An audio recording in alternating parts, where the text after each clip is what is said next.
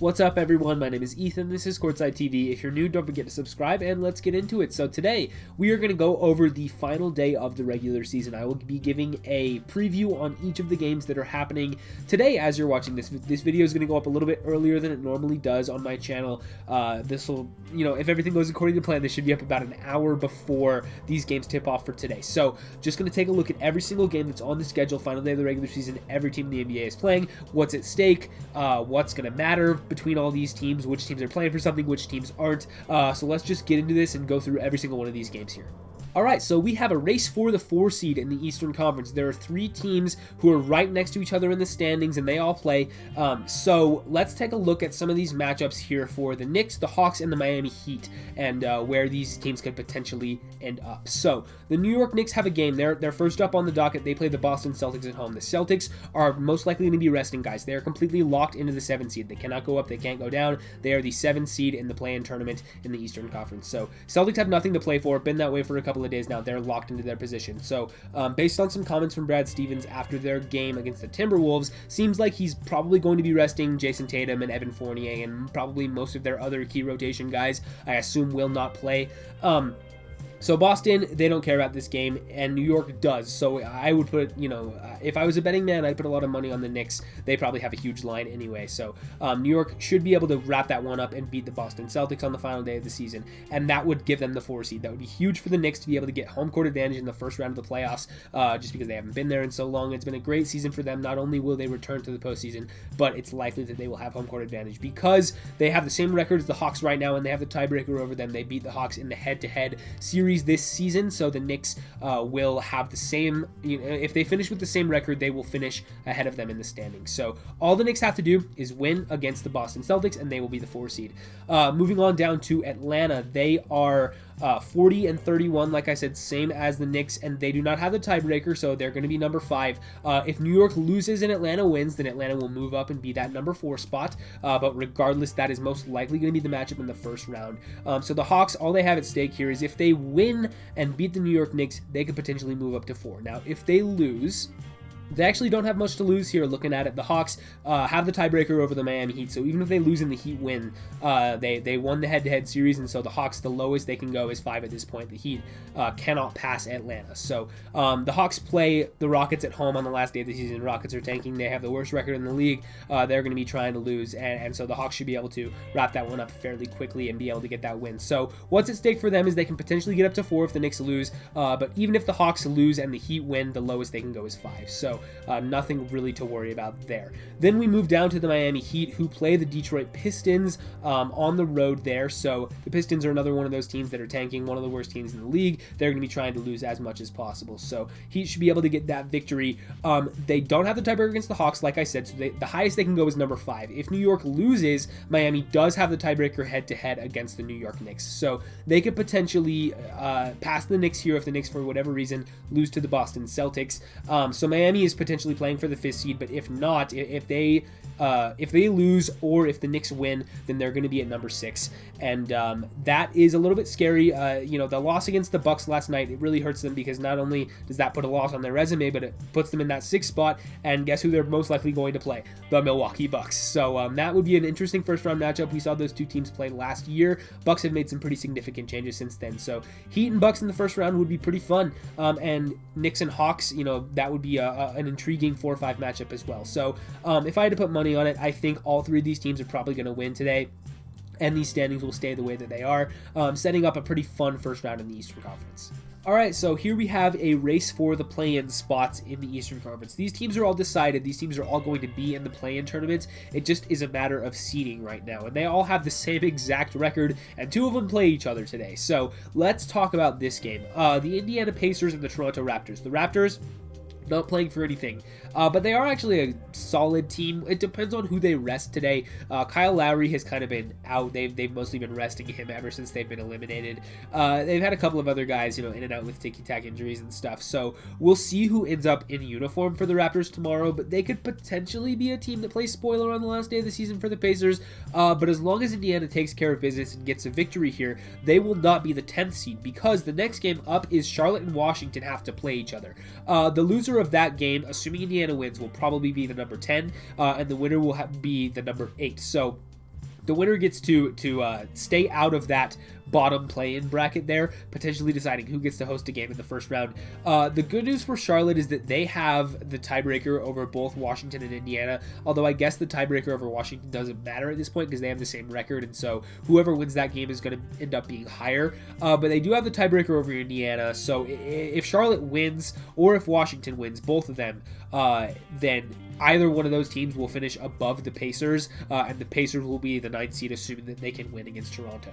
So, saying it in a different way, whoever wins the Charlotte-Washington game is going to be the 8th seed. We know that for certain. Whichever team comes out of that game victorious is going to be the 8th seed and will win the right to not have to play an extra play-in game, potentially. They will be able to face the Boston Celtics in that first round of that play-in tournament, and even if they lose that game, they'll get another chance at whoever comes out of that 9-10 matchup. So it's pretty huge because you put yourself in a situation where you have 2 chances to win 1 game if you're the 8th seed, rather than if you're the 9 or the 10, you have to win 2 out of 2. So you have to win 2 in a row, whereas if you're the 7 or the 8, you only have to win 1 out of 2. So it's a pretty big deal. That's basically a pre-play-in is Charlotte and Washington, and we have that also over in the Western Conference, which we'll talk about.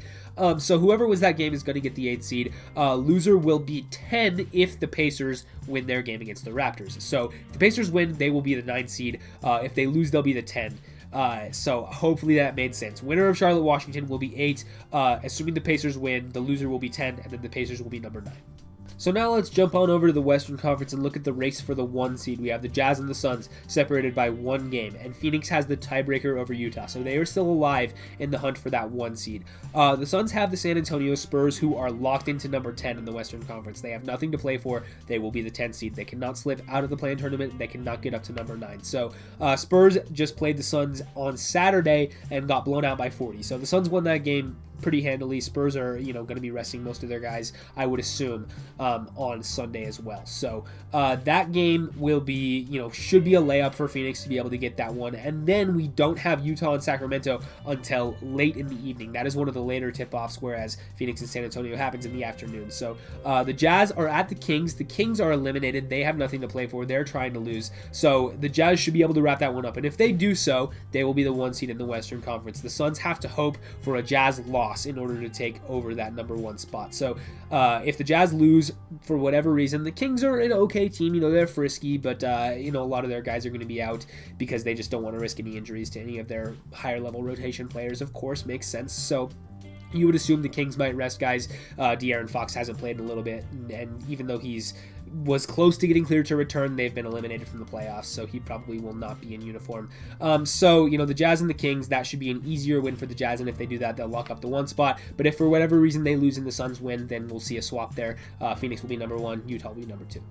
And make no mistake, there's not going to be any jockeying for position on this one because we'll get to the race for the 7th seed in the Western Conference, but could very well be the Los Angeles Lakers. And so the Suns might win the right to play against the Lakers in the first round by being the number 2, which is a rough go. And I'm sure that the Jazz don't want to have to deal with LeBron and Anthony Davis. So they will certainly be motivated to get this victory over Sacramento and lock up that number 1 spot so that they would have to deal not with the Lakers, but potentially, you might face Steph Curry and the Golden State Warriors, who, is not that much easier, but maybe it's, the Grizzlies or the Spurs or whoever, and that would be at least, not as scary as the defending champions. This might be the biggest game of the day now. Memphis and Golden State playing for that number 8 spot in the Western Conference. They're currently tied, wins and losses. Tiebreaker is still up in the air, but it doesn't matter at this point because they play each other, but that was the reason that both of those teams didn't care about their last game. The Grizzlies and the Kings played the Kings, and then the Warriors played the Pelicans.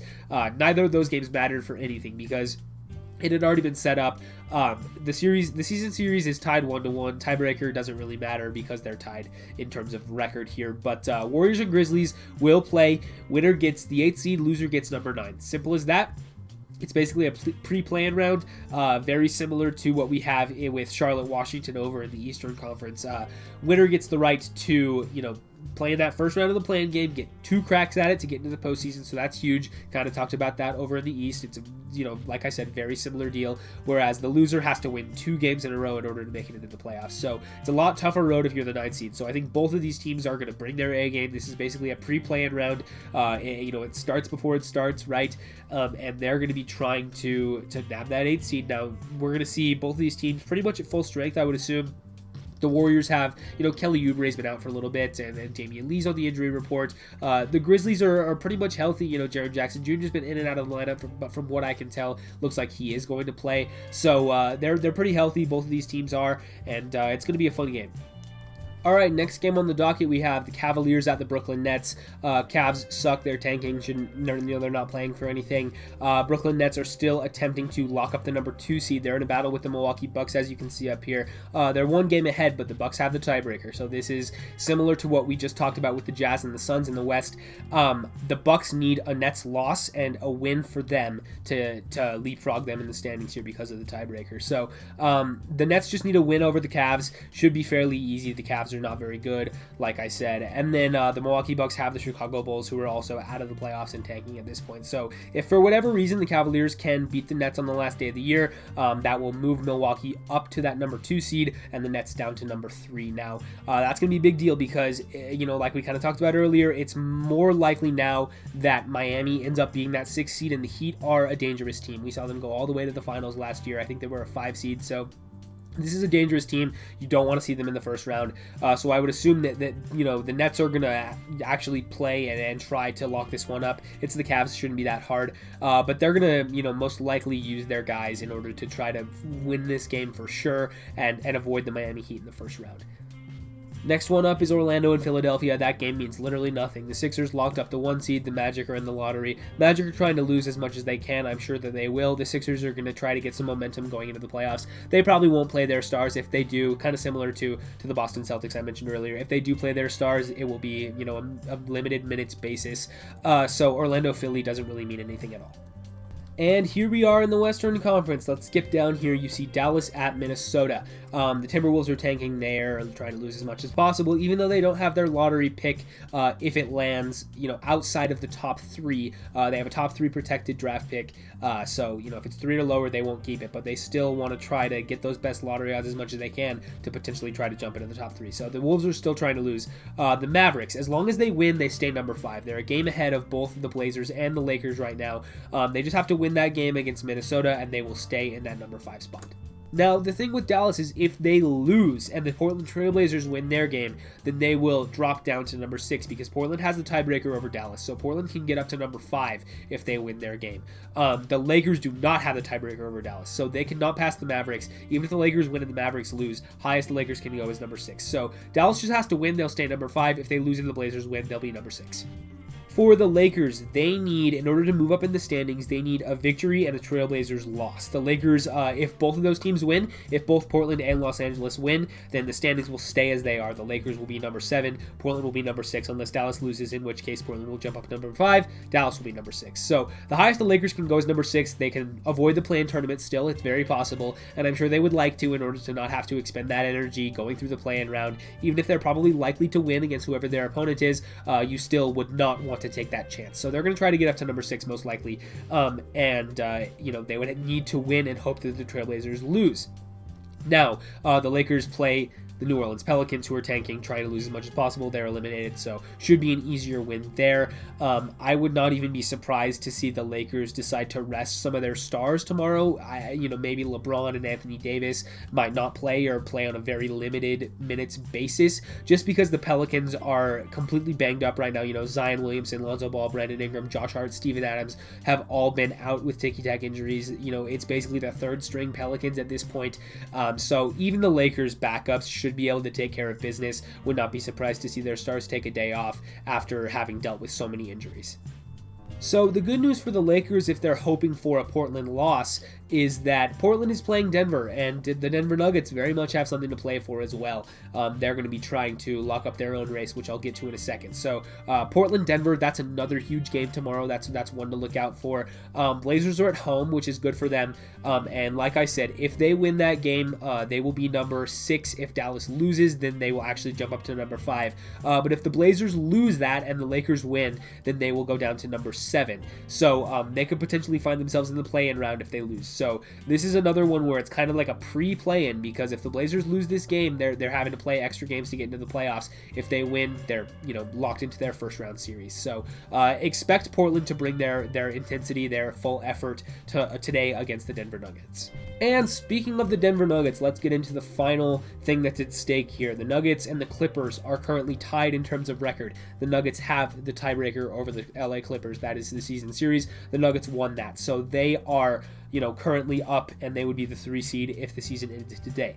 And if both of these teams win their final game of the year, then that is how it will stay. The Nuggets will be number 3, and the Clippers will be number 4. Now, this is where this gets interesting, because as I kind of talked about yesterday in that video I made about the Clippers purposefully threw a game against the Houston Rockets in order to avoid the Lakers in the first round, or at least, try to not be the 3 seed for whatever reason.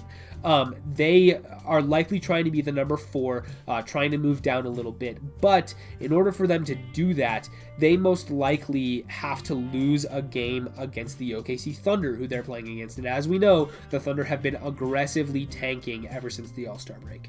So let's go through these scenarios here. If the Clippers win and the Nuggets lose, the Clippers will move up to number 3. But that is okay, because they have completely ruled out the possibility of playing the Lakers. It will not happen regardless of these outcomes. Now, you may think, well, couldn't the Clippers still be the 3 seed and the Lakers be the 6 seed? Yes, each of those possibilities are possible, but not at the same time, because of the way that the matchups work. So let's say the Clippers win and the Nuggets lose, right? Then that would mean that the Blazers won their game, locking them into 6 or higher, which would mean the Lakers are down. Remember, the Lakers need a Blazers loss in order to move up to number 6. So if the Blazers lose to the Nuggets, then the Nuggets will remain number 3 and the Clippers will be number 4.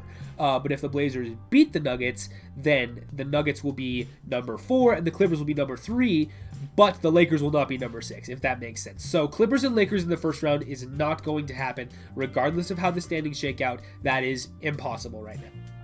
So really, by throwing that game against the Rockets, the Clippers have done their job. They avoid the Lakers in the first round. Their opponent will either be Dallas or Portland, effectively. It's gonna be the Mavericks or the Blazers, and either of those things could happen, depending on if they end up at 4 or if they end up at 3, and where Dallas and Portland end up in the standings. But it's gonna be either a rematch of last year, Mavericks and Clippers again, or they will get to face Damian Lillard and the Portland Trail Blazers. And then as for Denver, they could play any of Dallas, Portland, or the Lakers, depending on how things shake out. Could be any 3 of those teams still, depending on whether or not the Nuggets are the 3 or the 4, and where, whether or not the Mavericks are the 5 or the 6, or where the Blazers end up, whether that's 7 or 6 or 5, or if the Lakers end up at 6 or 7. The Nuggets could play any of the 3 of those teams in the first round. So that's everything. That's all the games for today. Hopefully this helped you out. I hope this made sense, because there's a lot of shuffling that can happen. There's plenty of teams with something to play for. There could be a lot of things moving around, and there's even implications in the lottery, which I didn't really get into. But you assume that most of these lottery teams, at least like the bottom 6 or 7, are going to lose today. So the lottery should stay about where it's at. But in case there's any crazy upsets, that could potentially change the lottery as well. So that is pretty much it. The games to look out for. Charlotte and Washington is a big one for that, 8, 9, 10 in the East. Memphis and Golden State for 8 and 9 in the Western Conference.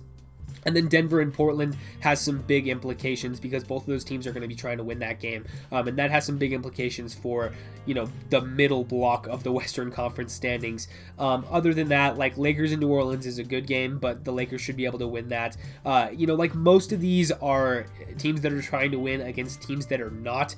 But like I said, those 3 big ones, Charlotte and Washington, Memphis, Golden State, and Denver, Portland, are going to be the 3 biggest games of the day. So yeah, that's all I have on the final day of the NBA regular season. Hopefully you guys enjoyed these games today. Sit down, grab some snacks and tune into a full day of basketball. We got a big day of hoops ahead of us. This is exciting. This is as exciting of a regular season finale as I can remember, because there's a lot of stuff going on in the standings. Lots of things could change between now and the end of the day. So hopefully you guys enjoyed this little breakdown. Like I said at the top of the video, if you're new, don't forget to subscribe, leave a like, ring the bell if you want to. Leave a comment letting me know what you guys think about the final day of the season. Where do you think these teams will finish? And if you're watching this after the fact, how well did I do breaking this down? Would love to hear your thoughts down below. But yeah, with all that said, I will see you guys in the next one.